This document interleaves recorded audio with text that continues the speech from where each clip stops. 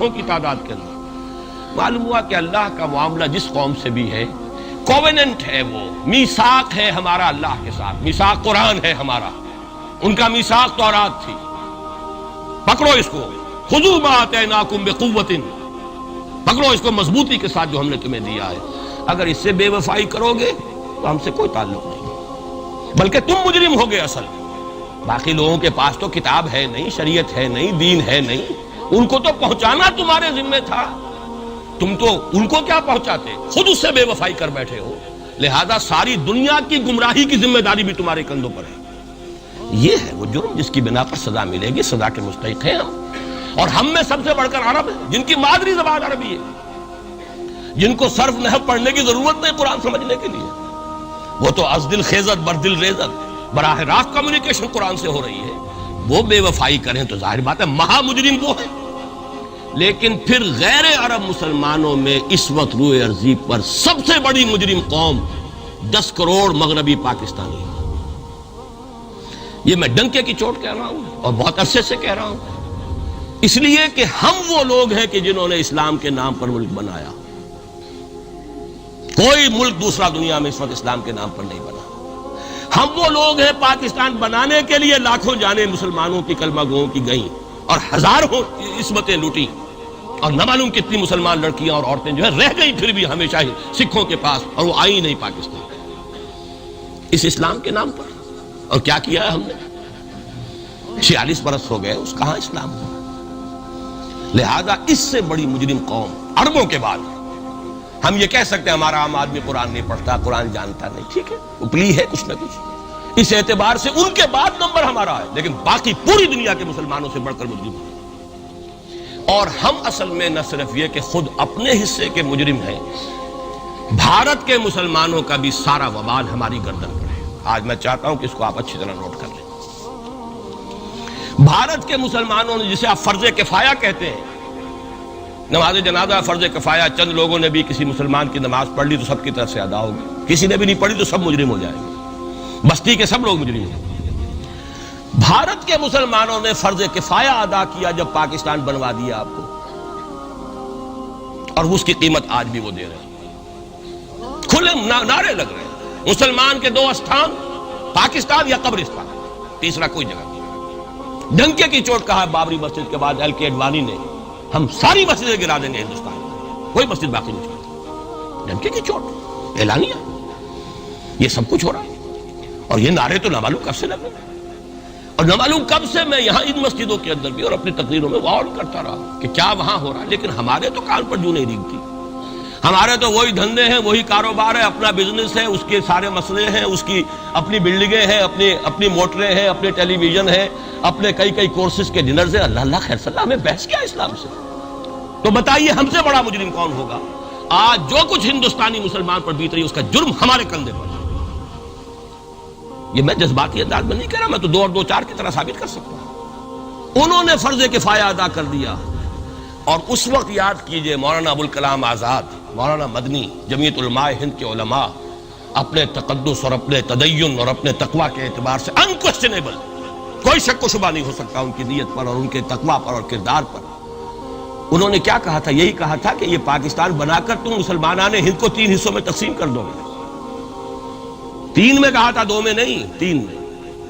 حالانکہ بظاہر تو ایک پاکستان بن رہا تھا نا، لیکن یہ مولانا ابوالکلام آزاد کے الفاظ تھے کہ 25 برس سے زیادہ یہ 2 خطے یکجا نہیں رہ سکتے. اور 25 برس کیا، 24 برس میں ٹوٹ گیا پاکستان.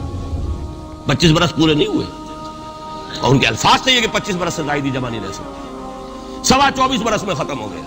16 دسمبر 1971 کو پاکستان ختم ہو گیا کہ نہیں ہو 71 کو.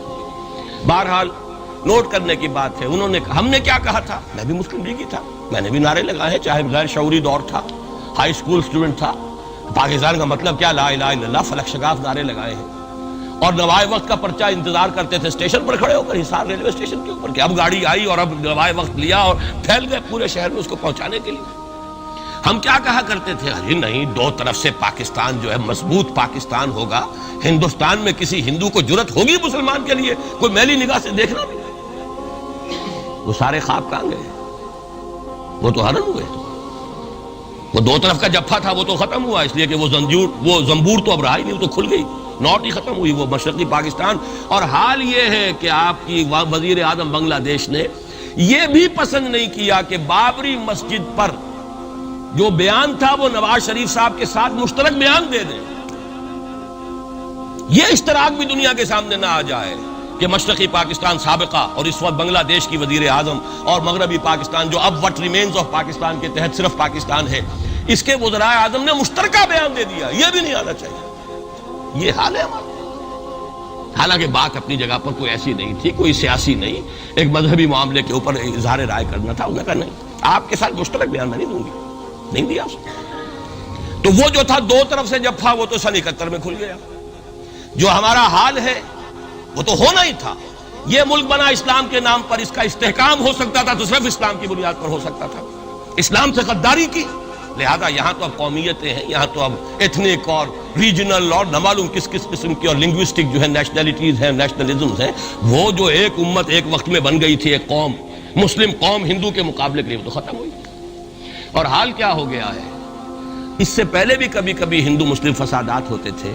کیا سندھ سے مسلمان نہیں پہنچ جاتا تھا وہاں ریلیف کے لیے؟ کیا پنجاب سے اور سرحد سے مسلمان نہیں جاتے تھے؟ بہار نہیں گئے تھے؟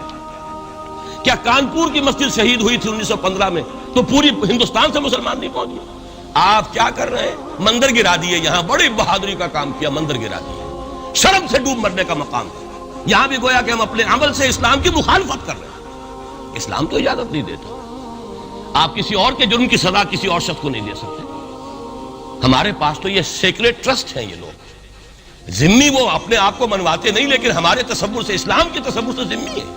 ان کی جان، مال، عزت، آبرو، ان کی عبادت گاہوں کی حفاظت کا ذمہ ہے ہمارا۔ ایک بڑی بہادری کی ہے، ذرا سوچئے تو صحیح کیا دنیا نے سوچا ہوگا، اور نتیجہ کیا نکلا؟ اگر کسی درجے میں بھی بابری مسجد کی شہادت پر کوئی دنیا میں کوئی رائے عامہ ہو سکتی تھی کوئی ہندوستان کے خلاف، ختم ہو گئی۔ جو انہوں نے کیا 10 گنا تم نے کر لیا۔ تم نے ایک مسجد گرائی ہے، تم نے اتنے 100 کہتے ہیں، پتہ نہیں مجھے تو معلوم نہیں 100 گرائے کتنے گرائے ہیں، بہرحال جتنے مندر تھے تم نے گرا دیے۔ فرق کیا ہے؟ ایک کردار ہے تمہارا، ایک ہی تمہارا اخلاق ہے، ایک ہی تمہارا معیار ہے، کوئی فرق ہی نہیں۔ بلکہ وہاں تو کم سے کم یہ تو رہا ہے، دنیا کی آنکھوں میں دھول ڈالنے کے لیے کم سے کم یہ کہ فارن منسٹری جو ہے اس نے ریزائن کیا، ہم نے مان لیا جی ہم نہیں کر سکے، ہم مجبور ہیں۔ حالانکہ سب ان کی اجازت سے ہوا، بلکہ ان کی ملی بھگت سے ہوا، لیکن یہ کہ کلیان سنگھ نے فوراً استعفیٰ دے دیا، منسٹری ختم۔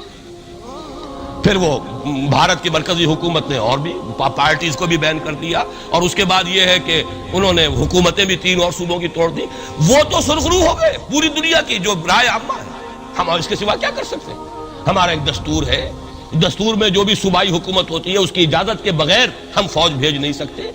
وہاں پہ صوبائی حکومت تھی، اس نے ہمیں یقین دہانی کرائی تھی، سپریم کورٹ کو بھی یقین دہانی کرا دی تھی کہ مسجد کو کچھ نہیں ہوگا، تو ہم تو اس کے اوپر ڈیپینڈ کر رہے تھے۔ ہے سب جھوٹ، سب کو پتا تھا جو کچھ ہوگا، اندر خانے ملی بھگت تھی، لیکن یہ ہے کہ کم سے کم انہوں نے فیس سیونگ کے لیے ان کے پاس مواد موجود ہے، آپ کے پاس تو وہ بھی نہیں۔ آپ کے تو اخبارات نے لکھا ہے کہ کارپوریشنز کے ٹریکٹرز جو ہیں گئے ہیں گرانے کے لیے، اور وزراء جو ہے، ایک وزیر کا نادر پرویز کا تو نام آیا ہے، اخبار میں خبر تھی، ہم نے بھی پڑھی تھی، فوٹو بھی دیکھا تھا کہ وہ خود ہاتھ میں پھاوڑا لے کر جو ہے وہ مندر گرانے کے لیے چلے۔ یہ جو صورتحال ہے جان لیجئے، اس وقت میں آپ کو بتانا چاہتا ہوں، ہندوستان کے مسلمان پر تو جو قیامت بیت رہی ہے۔ میں نے اپنا ایک تاثر کچھ عرصے پہلے یہاں شد بیان کیا تھا، رہا ہے میرا تاثر، اور وہ ہے اصل میں وہ لاسٹ سپر جو ہے انجیل میں جس کا تذکرہ ہے حضرت مسیح علیہ السلام نے جو آخری کھانا رفع سماوی سے قبل کھایا ہے اس باغ میں جہاں روپوش تھے اپنے حواریین کے ساتھ۔ تو اس میں یہ الفاظ آئے ہیں، میں نہیں جانتا صحیح ہیں غلط ہیں، وہ ایک علیحدہ بات ہے کہ آپ نے وہ روٹی توڑی اور کہا کھاؤ، eat and this is my flesh, یہ میرا گوشت ہے، کھاؤ۔ اور اس کو کہتے ہیں وائن، کوئی مشروب ہوگا جو بھی ہوگا، ڈالا کہ پیو، drink and this is my blood. میرا احساس ہمیشہ یہ رہا ہے، اس کے بعد کچھ ماند پڑ گیا جب یہاں مسلمان نے یہاں مارا ہے اور کچلا ہے اور زندہ آگ میں جلایا، پھر بات ختم ہو گئی، میرے دل کے اوپر سے وہ احساس ختم ہو گیا۔ وہاں ہندو کے ہاتھوں جب مسلمان کے ساتھ یہ کچھ ہوتا تھا تو پھر جب میں کھانا کھاتا تھا محسوس کرتا تھا کہ میں ہندوستانی مسلمان کا گوشت کھا رہا ہوں اور ہندوستانی مسلمان کا خون پی رہا ہوں۔ یہ ہمیں عیش جو یہاں حاصل ہے، جو آرام حاصل ہے، جو ہمیں یہاں پر سہولتیں حاصل ہیں، جو معاشی اس کی کاسٹ پر ہے۔ اس نے آپ کو یہ ملک لے کر دیا اور آج تک اس کی قیمت ادا کر رہا ہے، اور ہم جو ہے عیش کر رہے ہیں، گل چھرے اڑا رہے ہیں. یہاں جس کے پاس 2 پیسے ہو گئے برقع اتار کے اس نے پھینک دیا. یہ معلوم ہوتا ہے کہ یہ تو مفلسی کو چھپانے کا ذریعہ تھا. 4 پیسے ہوں، اچھے کپڑے پہنے ہوئے ہوں، میک اپ صحیح کیا ہوا ہو تو پھر برقعے کی کیا ضرورت ہے؟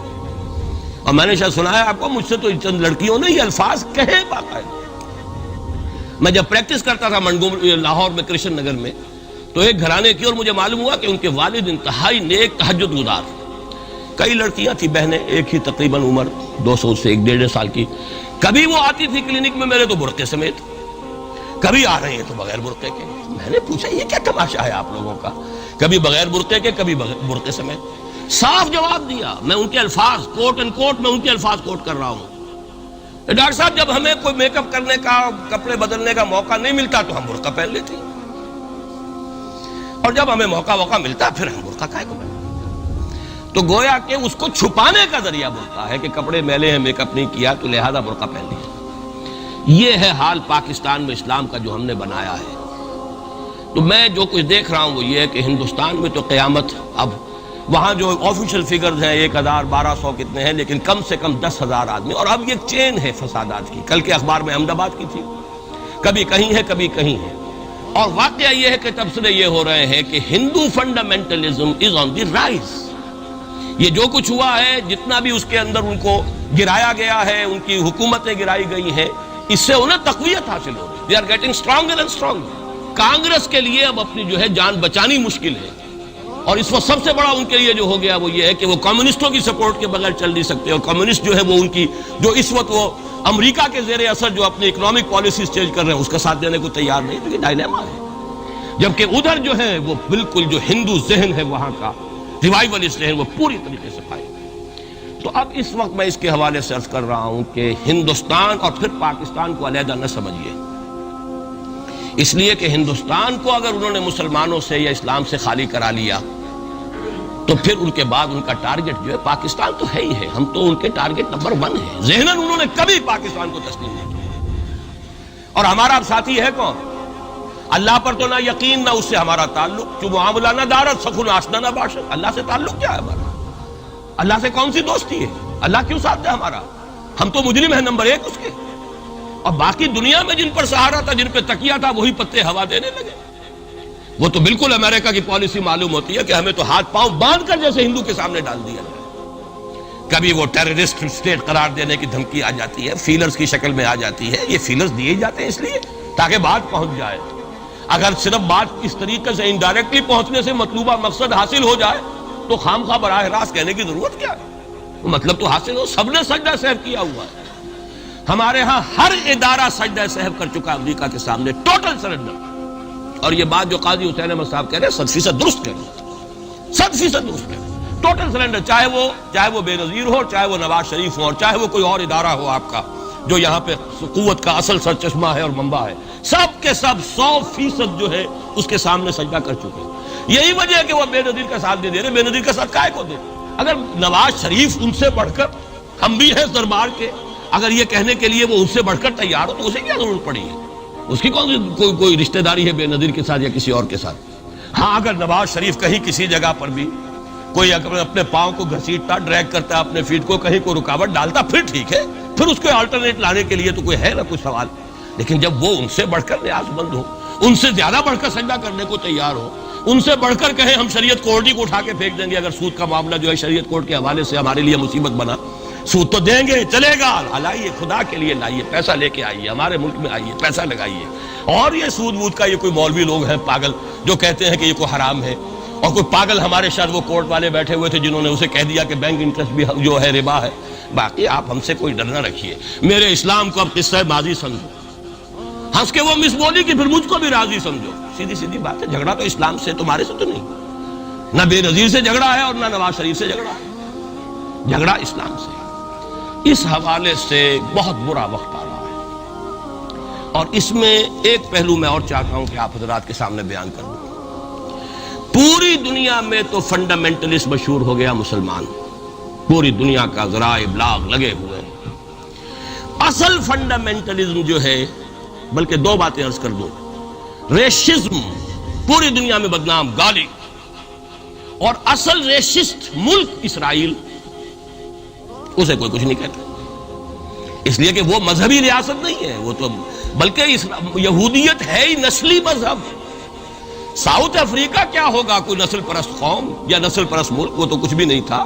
اصل جو نسل پرست ہیں وہ تو یہودی ہیں، انہیں کوئی کچھ نہیں کہہ رہا۔ ریشسٹ وہ فنڈامنٹلزم اصل جو چلا ہے وہ ہندوستان میں چلا ہے، بدنام پوری دنیا میں مسلمان ہو گیا۔ لیکن اب اس کا میں بلیم نہ امریکہ کو دے سکتا ہوں نہ کسی اور کو، یہ تو اے باد سبا ہی ہم آورد ہے، تو ہمارا اپنا کیا دھرا ہے۔ میں آپ کو ایک حوالے سے بتا دینا چاہتا ہوں، ہمارے ہاں علامہ مشرقی اٹھے، چپ راس چپ چپ راس چپ اور بیل چاپ پورے ہندوستان کو دہلا دیا، دہل گئی زمین ہندوستان کی، راس کماری سے لے کے درہ خیبر تک۔ اور بڑے بڑے نوٹیبلز، یہ تحریک اتنی عظیم تھی، اتنی آرگنائز تھی۔ آپ کو معلوم ہے یہ تالپور برادران جو ہے، دونوں بھائی جو تھے، یہ خاکسار تھے، بڑے بڑے لوگ، سندھ میں، فرنٹیئر میں، پنجاب میں، ہر جگہ پر، اور ایسی زبردست آرگنائزیشن، بالکل ملٹری والی، ان کے سارے قواعد ملٹری کے۔ لیکن ہوا کیا، آر ایس ایس 1925 میں قائم ہوئی ہے، اسی کے رد عمل میں۔ ہندو سویا ہوا تھا، انہوں نے دیکھا یہ مسئلہ اٹھ گیا ہے، اتنا زبردست اٹھ گیا ہے، زور شور کے ساتھ اٹھ گیا ہے، اس کی چپ راس جو ہے وہ زمین جو ہے لرز رہی ہے، اس سے تو اٹھنا پڑے گا نا۔ لہذا باقاعدہ جو آر ایس ایس 1925 میں قائم ہوئی ہے، اسی کے رد عمل میں، اور اس مقصد کے ساتھ، ڈکلیئرڈ مقصد، ہندوؤں کو متحد کیا جائے تاکہ وہ بھرپور طریقے سے مسلمانوں کا مقابلہ کر سکیں۔ ہندو واد آن دی ڈیفینسو۔ لیکن 1925 سے لے کر آج تک کتنے سال ہو گئے؟ 67 برس تک ایک جماعت کا حوصلہ دیکھیے، اس کا ظرف دیکھیے، آج تک سیاست میں حصہ نہیں، پاور پالیٹکس سے کوئی تعلق۔ 67 لانگ ایئرس، اتنی فالوئنگ ہے کہ ویسٹ میں تو اتنی موٹی موٹی کتابیں چھپی ہیں، شکاگو یونیورسٹی سے اتنی موٹی کتاب تھی، برادرہڈ ان سیفرن، آر ایس ایس کے اوپر ڈاکومنٹ۔ 25 لاکھ ان کا اس وقت کارڈر موجود ہے جو کہ ان کا ٹرینڈ ہے والنٹیئر، لیکن وہ جماعت الیکشن میں نہیں آئی۔ کچھ اپنے اثر تحت کچھ اور لوگوں کو لڑو، اور آپ نے نام بھی نہیں سنا ہوگا، اس کے 3 امیر یا گرو جو ہیں گزر چکے ہیں، تیسرا ہے اس وقت۔ پہلا ڈاکٹر بالی رام ہیجواڑ، کسی نے نام سنا آج تک؟ کوئی پرسنل پبلسٹی کی کوشش کی، اس نے کام کیا۔ دوسرا مہادیو گولوالکر گرو جی، کسی نے نام بھی نہیں سنا ہوگا۔ اس وقت کون ہے؟ بالا صاحب دیورس۔ یہ 3 ان کی عمارتیں کہہ لیں یا جو بھی کہہ لیں، خلافتیں ہیں جو آئی ہیں، اور ایسا منظم نظام ہے، لیکن کہیں سیاست میں سے ہمارا فنڈامنٹلسٹ سیاست کے میدان میں آ کے زیرو ہو چکا۔ پہلے تو علامہ مشرقی اٹھے تھے، وہ تو ویسے ہی ایک جوش کے اندر آ کر ایک خاص جذباتی کیفیت میں اپنی موومنٹ کو کال آف کر کے بیٹھ گئے۔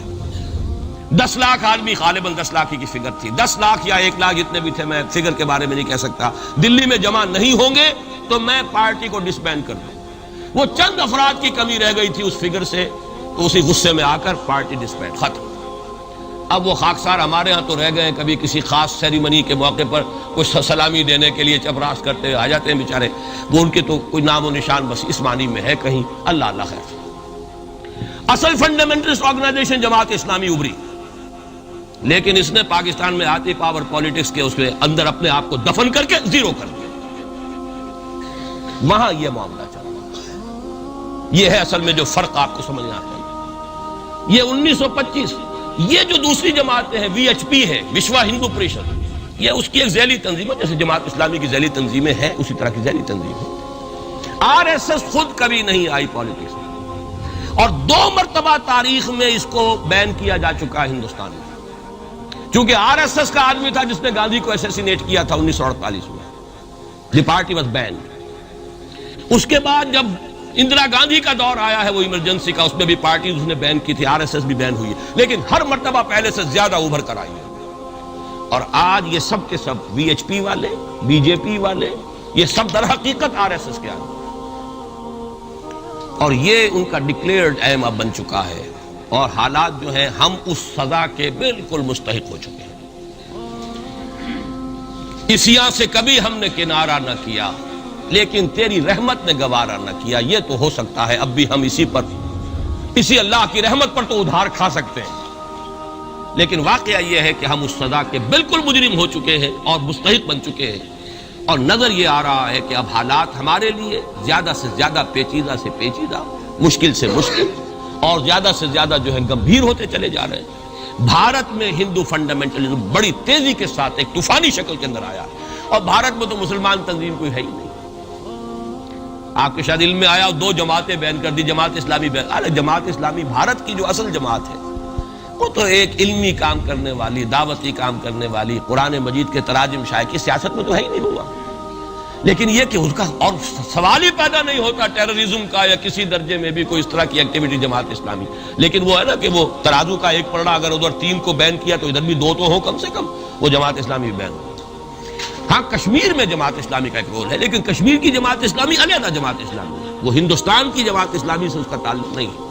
جیسے پاکستان کی جماعت اسلامی، مشرقی پاکستان یا بنگلہ دیش کی جماعت اسلامی، ہندوستان کی جماعت اسلامی اور کشمیر کی یہ 4 علیحدہ ہیں بالکل، ان کا آپس میں تنظیمی رابطہ کوئی نہیں۔ کشمیر کی جماعت اسلامی یقیناً ہے، اور یہ سمجھتا ہوں میں، اور یہ صحیح بات ہے، بعض تبصرہ نگاروں نے لکھی بھی ہے کہ اصل میں اس وار سے انہوں نے کشمیر کے مسئلے میں جب یہ بین کیا ہے وہاں کی 3 ہندو جماعتوں کو، تو اس کے ساتھ ہی 2 مسلمانوں کو ایک لپیٹ میں لے کر پارٹیز کو، تو کشمیر میں جو جماعت اسلامی چونکہ ابھی تک وہ بینڈ نہیں تھی، اور جماعت اسلامی کا آرگنائزیشنل جو ہے بیکنگ مل رہی تھی حزب المجاہدین کو، جو وہاں پر جو بھی اس وقت جو جد و جہد کر رہی ہے، لہذا اس کو کمزور کرنے کے لیے کیا ہے۔